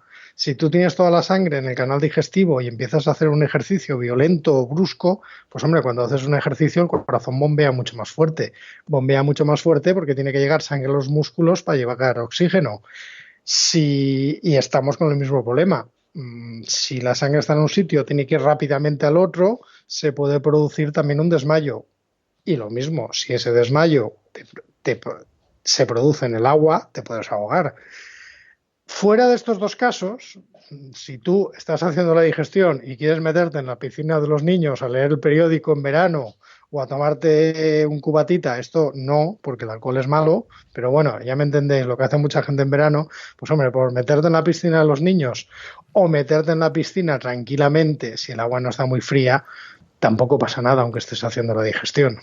De hecho, yo creo que no hay casos conocidos de niños que hayan hecho caso a la advertencia de las madres. O sea, de niños que hayan respetado esas horas. A ver, mantener a un niño quieto 2 horas en la playa o en la piscina, en fin, yo creo que es complicado, muy complicado. Tu hija es adolescente. ¿Es más fácil ahora o se cumple ese miedo de la adolescencia en los hijos? Porque se supone que es una edad muy difícil, ¿no? Es lo que se ha dicho siempre. Bueno, cada edad tiene lo suyo. Digamos que son etapas que vas cambiando. Digamos que lo de ser padre viene a ser como tener un sistema operativo que cuando estás aprendiendo a utilizarlo se actualiza y ya no te sirve nada de lo que sabías. Entonces aquí estás continuamente aprendiendo, continuamente descubriendo cosas nuevas y cada edad tiene sus ventajas y sus inconvenientes. Es como todo. Tu hija el zumo se lo puede tomar 1 hora después de exprimido, ¿no? No Sí. tiene que tomárselo al momento. Sí, sobre todo si se lo exprime su madre o se lo exprimo yo. Porque lo de las vitaminas tampoco. A ver, las vitaminas se van poco a poco, pero no es una cuestión de hacer una contrarreloj. No es una cuestión de los 45 segundos tope que ponen muchas madres. De hecho, incluso se puede guardar en la nevera, pero no guardarlo mucho tiempo porque no es una bebida estéril y el problema no es tanto que pierda las vitaminas como que se contamine por bacterias. Hablando de lo de contaminarse por bacterias, quizá el capítulo del libro que más me ha llamado la atención es en el que te tomas la molestia de desmentir que comer excrementos sea mortal. Sí, eso está bien porque tranquilizas a los coprófagos. No pasa nada, no os vais a morir. Te puedo decir que hay más gente de la que parece. De hecho, el otro día me contaron un caso, un amigo que trabaja en una empresa de biotecnología, que les había llegado un señor con un problema muy raro que decía que tenía problemas intestinales y que se había hecho un trasplante de heces. Le hicieron un análisis de flora microbiana y encontraron unas bacterias muy típicas de las heces del caballo. Con lo cual llegaron a la conclusión que este señor hacía cosas muy raras. Sí, que no era trasplante de heces. No era trasplante, sino exacto, más bien ingestión. Sino que habían llegado a su organismo por otra vía. Sí. A ver, gente que haga esto ya en la mayoría de los casos entra dentro de lo que se consideran problemas psicopatológicos. O de hecho la coprofagia está considerada como una alteración mental. También están dentro de las parafilias sexuales, pues hay gente que también le gusta hacer esto. De hecho, nombro varios casos en el libro. Lo que pasa es que a mí me interesa desde el punto de vista antropológico, porque es una curiosidad.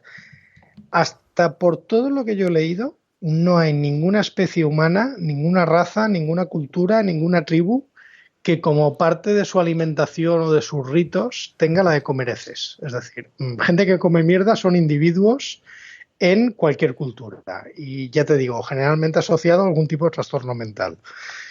Pero sin embargo, sí que hay muchas culturas que, por ejemplo, no tenían reparos en comer carne humana. Y tenemos muchísimos ejemplos. Incluso gente, digamos, de culturas que no comen carne humana, en condiciones extremas, pues el caso, por ejemplo, del avión de los Andes, antes se come carne humana que se comen heces. Pero claro, el tema es que evolutivamente los chimpancés, los gorilas y muchísimos animales comen heces como complemento a su dieta. Se piensa que muchas veces es por repoblar la flora intestinal, por tal y cual. Entonces es raro que justamente en el Homo sapiens sea la única especie donde no se ha visto nunca un consumo de heces normal o cultural. Y cuando yo digo que nada, que si alguien alguna vez se come una mierda, que no se preocupe, que no se va a morir de eso. Hombre, cuidado de todas formas, ¿no? Porque las bacterias que hay ahí, es decir, ver, no se va a morir, pero se puede poner A ver, malito. se puede morir de asco, eso es lo primero. Y lo segundo, de una persona sana. Es muy fuerte que estemos advirtiendo de los riesgos de comer mierda. Es decir, Sí, bueno, es oye, como- hay gente para todo. ¿Tú qué sabes qué oyentes tienes? Cada uno tiene sus gustos. yo doy la cara por mis oyentes. Yo en principio Sí. no creo que sean coprófagos. A ver, que pueden ser coprófagos y ser grandes personas. Te quiero decir. Bueno, Es más y difícil hasta- que sean caníbales y grandes personas. Sí. Y hasta que no lo pruebas no lo sabes. O sea que... Por cierto, que otro tema que tocas en el libro y que yo he tocado en el podcast también es el de comer placenta. Comer placenta Dios. humana porque Sí. es algo que se achacó en algunas informaciones de diversos medios. Se decía que era una práctica habitual de la Iglesia de la Cienciología. Yo Que tuve... ellos lo desmienten, ¿no? Cuando Yo- entrevistaste sí. al señor aquel, creo que era el capítulo 5, Eso lo es. desmentía, ¿no? Joder, estoy flipando. No sé yo si era el capítulo 5. José Miguel, Bueno, por el amor de Dios. Pero... Era de los primeros, eso te Sí, lo sí, aseguro. sí, con Iván Arjona, el presidente de la Iglesia de la Cienciología en nuestro país. En un momento dado yo le decía, Iván, te voy a hacer la pregunta del millón, imagino que la estabas esperando, y yo le iba a preguntar, ¿es una secta la Cienciología? Y él me cortó rápido y me dijo, ¿me vas a preguntar si comemos placenta? Pues no, no comemos placenta. Y no, o sea, no tenía pensado preguntárselo. Pero bueno, por lo visto, no es verdad. Es algo que creo que en su momento le atribuyeron a Tom Cruise. El tema es que tú sí hablas de ello en el libro. A ver, independientemente de la cienciología, que es un tema que no me interesa demasiado, sí que hay doulas de estas que están ahora de moda y sí que hay diferentes corrientes muy ligadas a la medicina natural, donde sí que se practica comer placenta. Y el argumento que dan básicamente es que es algo que en la naturaleza hacen todos los mamíferos. Y es cierto, la mayoría de mamíferos en la naturaleza se comen la placenta. Pero es lo que digo, se la comen por dos motivos. Primero, en la naturaleza los recursos son muy limitados. Entonces, la madre que acaba de dar a luz, que está muy débil, pues es una fuente de proteínas que tiene que no puede desperdiciar. Y segundo, se hace también para ahuyentar a los depredadores, porque el olor de la placenta puede atraer a animales carnívoros y entonces lo que hace la madre es comérsela rápido para que desaparezca el olor y para no atraer a depredadores. Hombre, ninguna de esas dos condiciones tiene una hembra de Homo sapiens que acabe de dar a luz. Ni va a venir un león y se la va a comer, en la mayoría de los casos, ni tiene un problema de suministro de proteínas o de alimentos. Entonces, no tiene sentido si da salud en un hospital o aunque dé salud en un lugar de la naturaleza, porque esa es otra moda, la de los partos en el campo. Hacerlo es más bien una guarrada. ¿Qué quieres que te diga? Ahora que has dicho lo de la moda, ¿por qué hay alimentos que se ponen de moda? ¿Por qué hay dietas que se ponen de moda? Que se ponen de moda y que como toda moda llega, de repente pega un petardazo y poco a poco se va diluyendo. ¿Eso, quién decide eso? ¿Por qué pasa eso? A ver, a veces son bolas de nieve, fenómenos espontáneos, pero al final, normalmente cuando un alimento se pone de moda, siempre hay alguien que vende ese alimento. Y cuando un alimento dicen que es malo, pues siempre hay alguien que hace competencia al alimento que dicen que es malo. Es decir, muchos de estos mitos pueden nacer espontáneamente, pero luego siempre hay alguien que le interesa que se favorezcan. Y lo que pasa es que son mitos que como vienen se van. No sé, ya me acuerdo, hace 10 años el que no comía bayas de goji, vamos, no iba a vivir mucho, porque las bayas de goji eran la fuente de la eterna juventud. Unas bayas de sabor más bien anodino. Y como vinieron, desaparecieron. Ahora estamos en la moda del kale.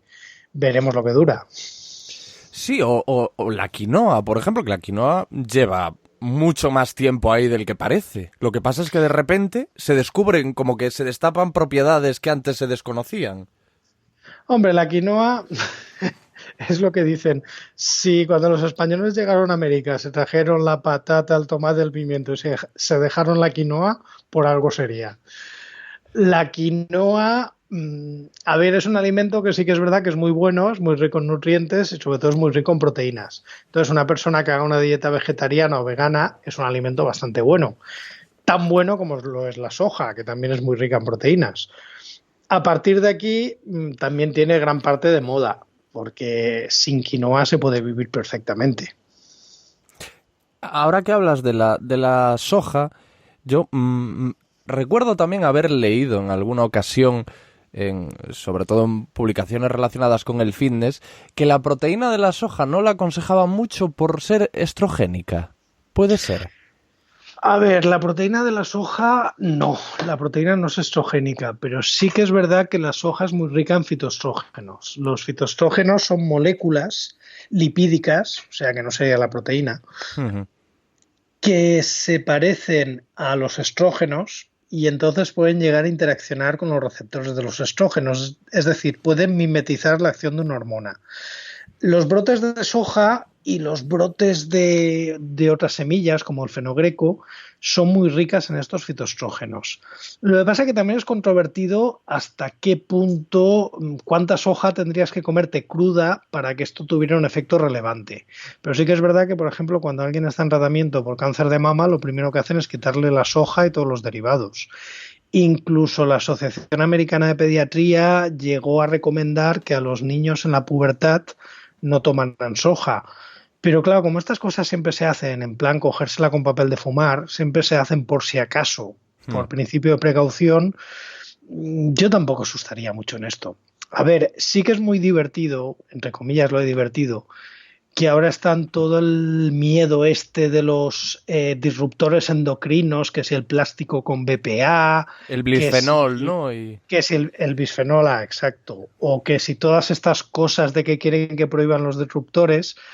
A ver, tú comparas la exposición que tienes a BPA por algo envuelto en un plástico y lo que tienes cuando te bebes un vaso de leche de soja...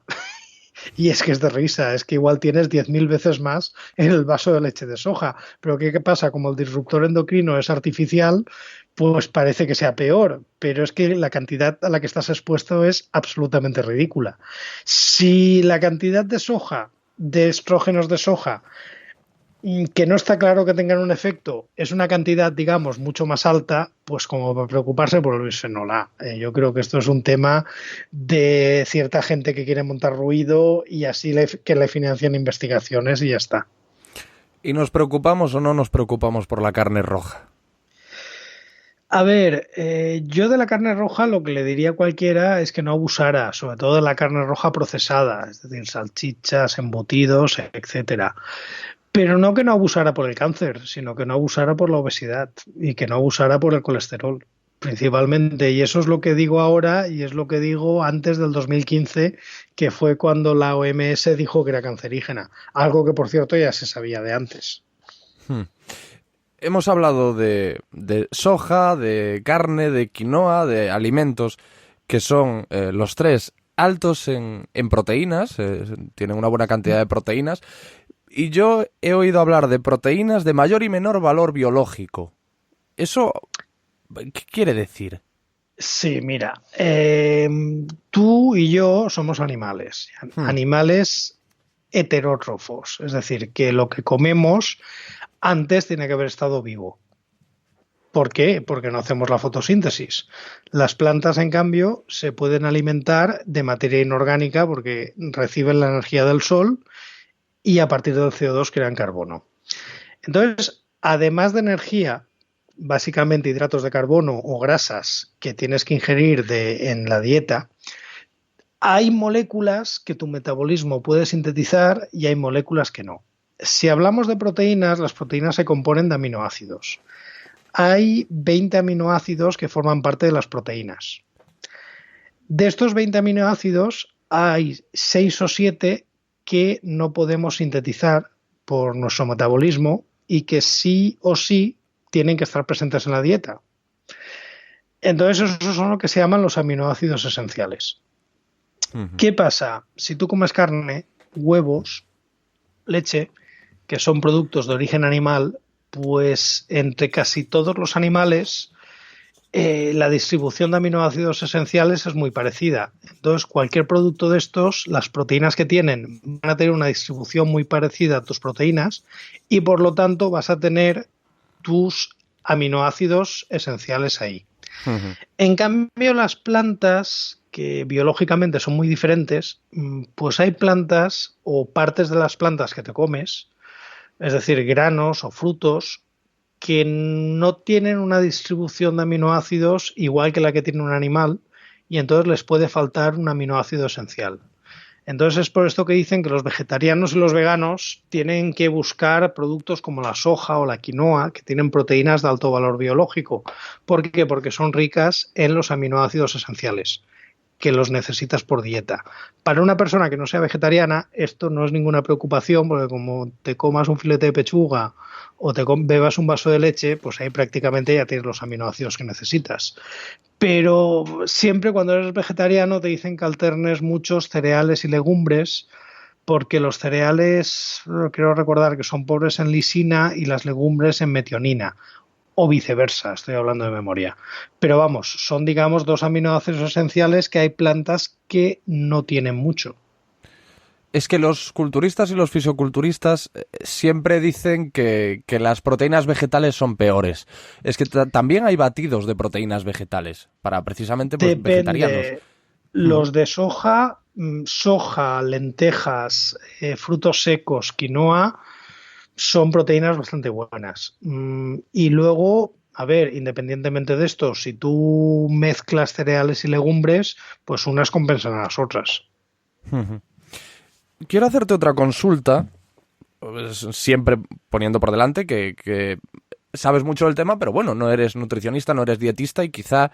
Ni médico tampoco. Claro, efectivamente, quizá esto en este caso concreto a lo mejor no tienes por qué conocer la explicación o conocer casos similares, pero voy a aludir de nuevo a Jordan Peterson por segunda vez en esta conversación y por 29ª en el podcast, concretamente a su hija Mikaela, aunque está relacionado con él porque en su familia tienen una enfermedad autoinmune. No sé exactamente cuál es el nombre de la enfermedad, pero es una enfermedad autoinmune que la tiene el padre, pero que en la hija se manifestó con especial virulencia hasta el punto de que tenía una artritis muy severa y a la vez una depresión terrible. O sea, ambas cosas en un grado sumo. Y otros múltiples problemas de piel, sarpullidos, etcétera. ¿Artritis reumatoide puede ser? Yo creo que no, o por lo menos cuando él la menciona o ella la menciona, hablan de una artritis muy severa hasta el punto de que ella, siendo una niña, vamos, a día de hoy es muy jovencita, pero tiene ya un reemplazo, no sé si de cadera y de alguna articulación más. Bueno, un caso atroz, terrible. Y el tema es que ella misma, en su desesperación, decidió probar si quizá pudiese tener lo que le pasaba, su afección, alguna relación con la dieta. Y entonces hizo una dieta de eliminación, es decir, los alimentos que se sabe que son, no sé cómo decirte, quizá entre comillas más agresivos o que hay muestras de que generan más intolerancia, véase lácteos, véase gluten, bueno, pues ella eliminó prácticamente todo y fue empezando con las cosas que se supone que son más tolerables. Y entonces introducía algo y veía un tiempo prudencial qué tal le sentaba. Si le sentaba bien, seguía adelante, si no, lo eliminaba. Bueno, al parecer, a día de hoy no tiene depresión. Los síntomas de su artritis prácticamente se redujeron. Hay que tener muy en cuenta que el que habla de esto es su padre, que es un psicólogo clínico. Es decir, que se dedica a tratar una afección que su hija dice haber solucionado con la dieta, como es la depresión. Es decir, que a priori no tendría por qué ser un abanderado de algo así. Lo que te quiero preguntar, porque ya me estoy explayando mucho, es ¿por qué podría ser esto? A ver, a mí se me ocurren un montón de explicaciones alternativas. Tú al principio has dicho que la enfermedad cursa, que de vez en cuando dan ataques. No, pero Es en decir, ella era algo que estaba, es decir, tenía días mejores y días peores, pero que siempre estaba ahí. sí, vamos, pero que se manifiesta a partir de cierta edad. Tampoco, A ver, tampoco sé si se manifiesta a partir de cierta edad. o sea, Ya te digo que que ella es veinteañera. la tenía de nacimiento. Sí, ella, por lo visto, tuvo una infancia terrible. Tuvo una A ver, infancia de estas en las que prácticamente tenía una tienda de campaña en la puerta de cada hospital, o sea... A ver, las enfermedades autoinmunes son bastante fastidiadas, hay muchísimas y cada una tiene lo suyo. Lo que pasa es que normalmente suelen ser enfermedades que de vez en cuando son como las alergias. De vez en cuando se te dispara porque estás expuesto a lo que sea o sin necesidad de estar expuesto por cualquier motivo y luego paran. Y hay enfermedades que también afectan durante una época. A ver, una explicación podría ser que no tuviera que ver con la alimentación y que simplemente haya pasado una época chunga, que haya dejado de comer y haya entrado en una época mejor. Esto sería una explicación. A ver, una experiencia y de un experimento hecho sobre una persona, en general, no se saca ninguna información médica. Como mucho se puede sacar lo que se llama un case report, que es un análisis de un caso. Pero de un caso particular no se puede sacar una conclusión general. Para saberlo necesitarías como mínimo 2 y que una persona, 2 con la misma enfermedad y con los mismos síntomas, lo cual ya de por sí es complicado, que una persona hubiera seguido con la misma dieta y que otra persona hubiera empezado a quitarse cosas y pasado cierto tiempo ver cuál está mejor. ¿Por qué? Porque si fuera una cosa que la enfermedad va y viene, que es episódica, sí, claro, si en el momento bueno tú te has quitado la leche, te has quitado lo que sea y de repente mejoras, pues puedes decir, ostras, gracias a la leche he mejorado, pero simplemente ha sido una coincidencia, que te has quitado la leche en el momento en que estabas mejorando. Esto es por lo que mucha gente te defiende que la homeopatía funciona. Cuando tú tienes una gripe, el día que peor estás de la gripe, te tomas el producto homeopático y 2 días después estás bien. ¿Por qué? Porque una gripe con medicamentos dura una semana y sin medicamentos 7 días. Sí. Y eso creo que las abuelas lo saben. En este caso podría ser algo parecido. No, pero en O este no. caso ya te digo, ella lo había sufrido durante toda su vida O no. y no de forma, no por temporadas. Por ejemplo, ella estaba en también- tratamiento de antidepresivos y a día de hoy ya nada. También podría ser que hubiera algún alimento o alguna molécula contenida en algún alimento que le disparara el sistema inmune y que eso fuera lo que le produjera la depresión. Pero claro, sin un buen control no lo puedes saber. Un experimento es tan bueno como buenos son los controles. Entonces, sin una persona a su lado que siga comiendo lo mismo para ver cómo cursa la enfermedad comparada con una persona que ha comido la dieta, pues bueno, a ver, yo me alegro y genial que la niña esté mejor, como le deseo a cualquiera. Pero no se puede sacar demasiada información de una experiencia propia si no tienes los controles adecuados. Y de hecho, los ensayos clínicos, para darlos por buenos, una de las cosas que se mira es, primera, los controles, lo bueno que son, y segunda, el número de miembros del estudio. Cuanto más alto, mejor. Claro, con una persona y sin controles, pues mira, ojalá se cure. Pero de ahí a decir que su enfermedad tiene un origen en la alimentación, hay un trecho muy grande. No, pero no lo dicen, ¿eh? O sea, es decir, tienen Vale, muchísimo lo sospechan. cuidado con eso. Sí, simplemente explican, dejando claro, nosotros Lo no dejan- sabemos de esto, pero esto es lo que ha pasado. Sí. Porque el padre se trató también de la misma forma, porque también tenía esos síntomas, una depresión súper severa, y contó su experiencia también. Sería mucho más interesante si uno se hubiera tratado y el otro no. Ahí ya empezaría a interesarme mucho más. A ver, está bien, pero a ver, ¿cuánta gente te cuenta historias parecidas y te dicen que han empezado a rezar? Seguro que los has oído alguna vez. Que estaban muy mal, tal, de repente tuvieron fe, empezaron a rezar y notaron que mejoraban todos los síntomas. Es que, claro, son experiencias personales y sacar de ahí información clínica, Pero es fíjate, complicado. yo he escuchado también en numerosas ocasiones rebatir aquello de que el acné está relacionado con la alimentación.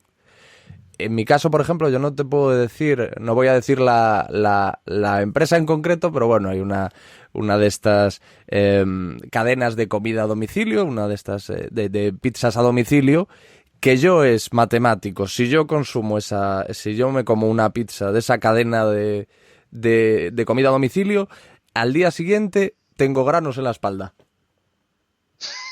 Es de verdad, yo no soy susceptible de inventarme esto, de tener ningún tipo de... ¿Cualquier pizza o una pizza determinada? Yo creo que cualquier pizza de esta cadena. Pero no sé si es el queso, tío, de verdad. O sea, es que no lo sé. Pero eso lo tengo absolutamente comprobado. Desde luego, ¿tienes fotos del antes y del después? No, pero me las haré. Háztelas la próxima vez. Pero antes de la pizza y después de la pizza. Eres súper escéptico con cualquier... No. Te digo porque esto, que son tus experiencias personales o las que me has contado, cuando trabajas en lo que trabajo yo, es un peligro. Un peligro muy grande. Y te digo por qué. A veces me ha pasado que algún estudiante ha venido, que estábamos trabajando con nosotros trabajamos con las plantas de Arabidopsis, a veces tenemos transgénicas y a veces tenemos mutantes, es decir, a veces aumentamos la expresión de un gen y a veces la quitamos. Y a veces ha venido un alumno entusiasmado, estaba en el invernadero y los mutantes no van cara al aire y en cambio los controles van muy bien. De aquí, esto es un súper resultado. Y claro, estás entusiasmado. A veces, cuando eres joven, sobre todo, el entusiasmo se te contagia, te enseña las fotos o vas al invernadero a ver las plantas. ¡Ostras, perfecto, tal cual! Ya te imaginas la película, pues esto es porque este gen es súper importante y tal y cual. Luego vuelves a repetir el experimento y no se ve nada. Salen todas iguales. Esto es el día a día. Cuando ya te ha pasado una o dos veces, ya cuando viene el chavalillo entusiasmado, le dices, ¿tú has mirado la bandeja si las dos plantas estaban regadas igual? ¿O tú has mirado si unas plantas estaban más cerca del ventilador y les está dando el aire y por eso crecen peor? ¿Entiendes? Y eso es lo que te protege, porque si no, lo que te pasa es que metes la pata. Si no, lo que te puede pasar es que hagas una figura muy chula para un artículo de que unas plantas crecen súper bien, luego lo repitan en otro laboratorio, no salga y tú quedes fatal. Entonces, siempre tienes que estar acostumbrado a que lo que son los artefactos o a lo que son los malos resultados experimentales existen, y eso es parte de mi día a día. Por eso, cuando tú me estás contando esto, yo estoy pensando en los controles y estoy pensando en las explicaciones alternativas, pero es que yo trabajo así. ¿Qué quieres que te diga? Ya. ¿Y la celiaquía existe? Sí, claro. Y lo que pasa que hay que distinguirla de la imbeciliaquía. La celiaquía existe cuando te la diagnostica un médico.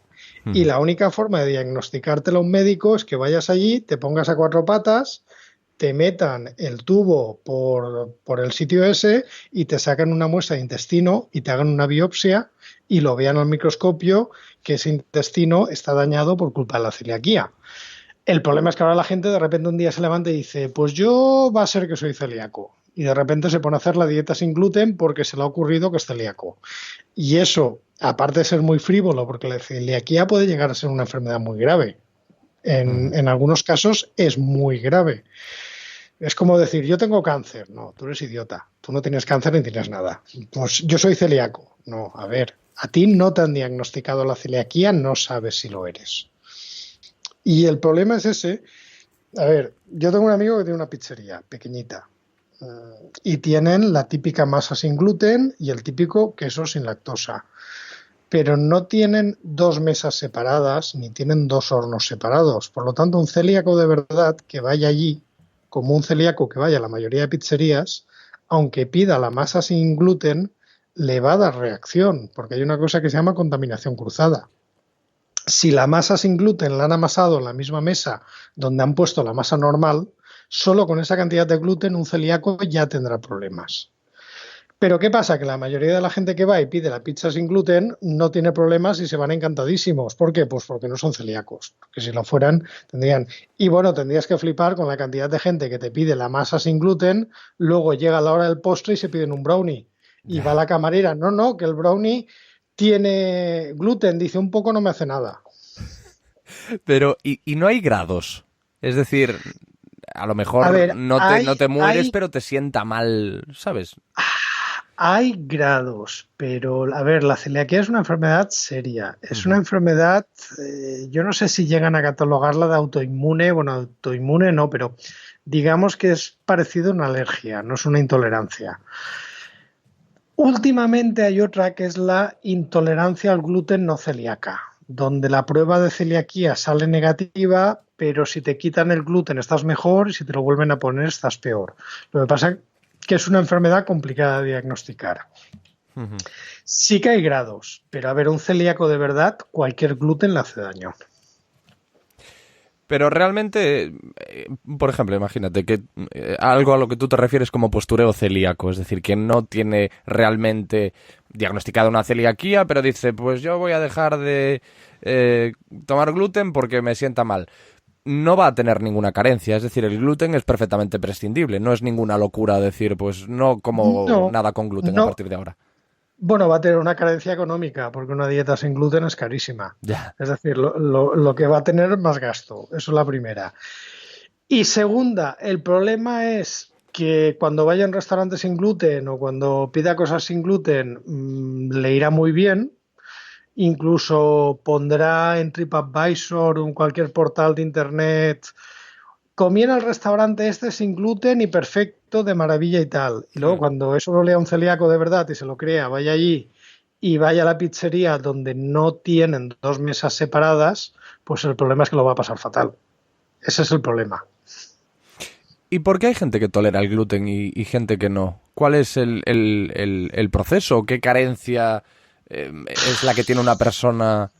A ver, esto es un tema parecido a las alergias, porque hay gente que es alérgica a unas cosas y a otras no. Pues en general, porque tu sistema inmune reconoce como patógeno algo que no es patógeno y entonces empieza a atacar todo lo que pilla por delante. Y en el tema de la lactosa, que es la otra intolerancia más célebre. Sí, bueno, la celiaquía no es una intolerancia, lo de la lactosa sí. A ver, una intolerancia es que no puedes digerirlo o que no puedes metabolizarlo. La celiaquía sería más parecido a una alergia, es que te desencadena una respuesta en el sistema inmune y que esa respuesta te ataca a ti en vez de atacar al patógeno. Es que eso es lo que te iba a decir. Hay alérgicos a la lactosa e intolerantes a la lactosa. Exacto, es diferente. Hay alérgicos a la leche más que a la lactosa. Sí. La leche también tiene proteínas, la principal es la caseína, y hay gente que esa proteína de la leche le desencadena una reacción alérgica. Entonces, eso sería pues como cualquier otra alergia, pues lo típico, que lo bebes y o se te llena todo el cuerpo de urticaria o te puedes llegar a ahogar, etcétera. Eso sería una alergia normal y corriente. Lo más frecuente es la intolerancia a la lactosa, y es que la lactosa no puedes digerirla, se va acumulando en el intestino, y entonces lo que tienes son principalmente gases y molestias. Molestias que pueden ser muy pesadas a la larga. Bueno, y otra cosa que desmientes también es en el libro, en ¿Qué es comer sano?, es esto que se dice ahora de la cerveza para hidratarse, ¿no? Después del ejercicio, o que una copa Pues, de vino al día es sana. pues no.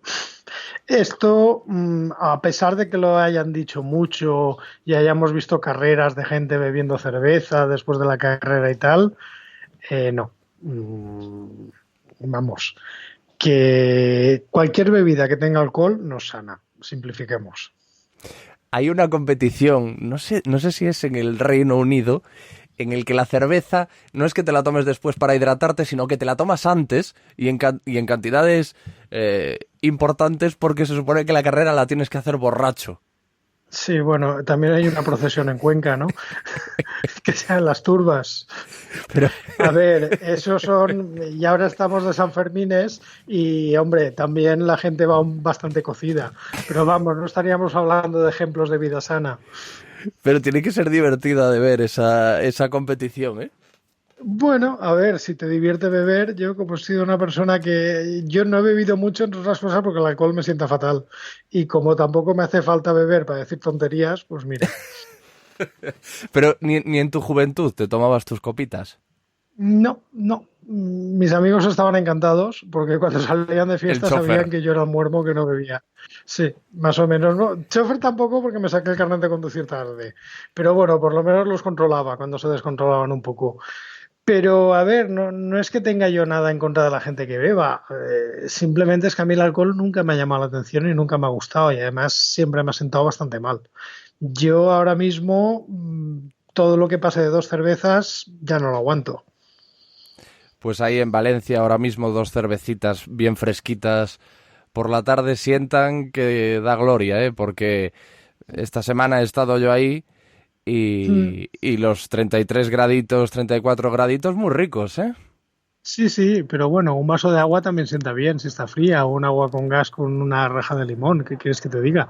Cada uno le gusta lo que le gusta. Sí, hombre, sí. Además, si hemos hablado de que el gluten es prescindible, no digamos ya el alcohol. Aunque ya te digo, Pues, es lo que tú dices, que a cada uno le gusta lo que le gusta. Yo, si es A verdad, ver, que una copita, pues no la perdono yo no me de vez en cuando. yo no me puedo considerar abstemio, porque bebo cerveza de vez en cuando y vino de vez en cuando. Licores y todo esto ya bastante menos. Hubo una época que me dio por el whisky de Malta, pero a ver, me tomaba medio dedo y una vez a la semana. Pero de repente dejó de gustarme. No sé por qué, cosas de estas que me dan. Ujú. Pero que se puede vivir perfectamente sin alcohol, no es ninguna necesidad. Bueno, de todos estos temas que hemos tratado y de muchos más, has escrito en ¿Qué es comer sano?, que es un libro súper recomendable. La gente habla mucho de lecturas para el verano, y cuando dice lecturas para el verano dicen pues algo divertido, fresco, que es un adjetivo que se utiliza ahora mucho, algo ligero. Este libro es perfecto para llevártelo a la playa, a la piscina, disfrutarlo, echarte unas risas, porque aunque el tema a priori parece, no sé si serio, pero parece que como es algo que hay que tratar con rigor, no hay margen para el humor. En tu caso siempre lo hay, en todos tus libros. Sí, pero porque me sale así, no es que sea una cosa que pretenda hacerlo. Simplemente yo cuando escribo mucho como hablo y bueno, ya nos habéis oído, ¿no? Que me tomo la vida bastante a cachondeo. Es una lectura más que recomendable, de verdad, de este libro, ¿Qué es comer sano?, de José Miguel Mulet y todos los demás que ha escrito. Un placer, de verdad, haber vuelto a charlar contigo. Te agradezco muchísimo la disposición, la amabilidad, que seas oyente fiel, porque de verdad que para mí es un honor, porque yo te admiro mucho, tanto a nivel científico como comunicador. Yo de verdad que te sigo, te escucho, te veo en los vídeos. Es muy difícil no hacerlo. Ya lo hemos hablado al principio, es difícil no verte o escucharte en algún sitio, porque, bueno, y además es algo que te mereces, o sea, que estés ahora mismo, que tengas esa presencia y tengas esa atención mediática. Ya sabes que las cosas van por modas. Llegará un momento que dejarán de llamarme en los medios de comunicación, pero yo seguiré siendo igualmente feliz. Bueno, yo no voy a dejar de llamarte nunca, así que No. eso que te llevas, siempre vas a tener aquí Uy, un micrófono. Qué romántico ha sonado eso. Es que ya hay un cariño, Falta la- joder. Falta la musiquita de lo que el viento se llevó. Bueno, pues la pongo ahora en postproducción, por debajo. Oye, además estamos en la Semana del Orgullo. Sí. Bueno, a ver, hay muchos tipos de amor, ¿eh? Bueno, lo vamos a dejar De la porque... misma forma que tampoco bebo, también hay un amor casto. O sea, que no te vengas arriba. Gracias, José Miguel, eres un grande. Vale. Un abrazo muy grande. A ti por el interés. Adiós, adiós. Lo que tú digas, gente que vale la pena escuchar. Si te gusta lo que tú digas y quieres asegurarte de que este podcast siga dando guerra durante mucho tiempo, puedes ayudarme de varias formas. Por ejemplo, dejándome una reseña positiva en iVoox, iTunes o en cualquiera que sea la plataforma en la que lo escuches. Comparte los episodios en tus redes sociales con tus amigos y seguidores, escribe sobre ellos en tu blog, pásalos por WhatsApp o coméntalos en tu propio podcast. También tienes la opción de recompensar mi trabajo haciéndote suscriptor premium en iVoox desde 1,49 € al mes, invitándome un café, vaya. Con eso me ayudarás con mis viajes a distintas partes de España en busca de las mentes más interesantes para que tanto vosotros como yo aprendamos y nos divirtamos. A cambio de tu aportación, con tu suscripción premium, escucharás el podcast sin publicidad y tendrás acceso a contenido exclusivo y a episodios especiales antes de que los publique en abierto. Por último, te recuerdo que estoy en Twitter, en @LQTDRadio, en Facebook e Instagram como Alex Fidalgo y que puedes escribirme a alex@loquetudigas.es. Gracias y adiós.